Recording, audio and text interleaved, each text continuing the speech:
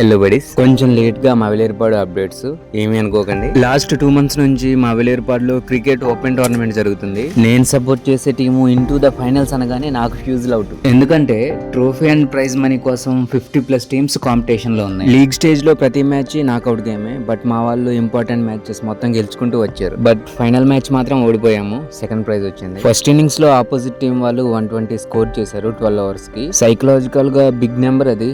Effort అయితే ఇచ్చారు మా వాళ్ళు. బట్ మ్యాచ్ మాత్రం గెలవలేకపోయాం. ఓపెన్ టోర్నమెంట్ కాబట్టి ఎవరినైనా పిక్ చేసుకోవచ్చు, నో ప్రాబ్లం. ఆపోజిట్ టీమ్ లో 7 members ఉన్నారు, తెలంగాణ అండ్ అదర్ డిస్ట్రిక్ట్స్ నుంచి. బట్ మా టీమ్ లో 7 members ఒకే ఊరు వాళ్ళు. 4 మాత్రమే వేరే ఊరు నుంచి పిక్ చేసుకున్నారు మా వాళ్ళు. ఫైనల్ కి రీచ్ అయ్యామంటే ఆ 4 ప్లేయర్స్ ఇంపాక్ట్ కూడా చాలా ఉంది. ఆపోజిట్ టీం వాళ్ళు ఫుల్లీ ప్రొఫెషనల్స్. క్రికెట్ లో రెగ్యులర్ గా క్రికెట్ ఆడుతూ ఉంటారు అనుకుంటా. Bowling, batting super. మా వాళ్ళు ఫుల్లీ డిఫరెంట్. ఎందుకంటే ఇంట్లో పని చూసుకోవాలి అండ్ ప్రాపర్ ప్రాక్టీస్ కూడా ఉండదు. మెయిన్లీ ప్రొఫెషనల్ ప్లేయర్స్ తెచ్చుకునే అంత బడ్జెట్ మన దగ్గర ఉండదు. అయినా కానీ ఫైనల్ వరకు వచ్చి సెకండ్ రావడము నాట్ ఎన్ ఈజీ థింగ్. వాళ్ళ ఎఫర్ట్ కి ఒక లైక్ వేసుకోండి.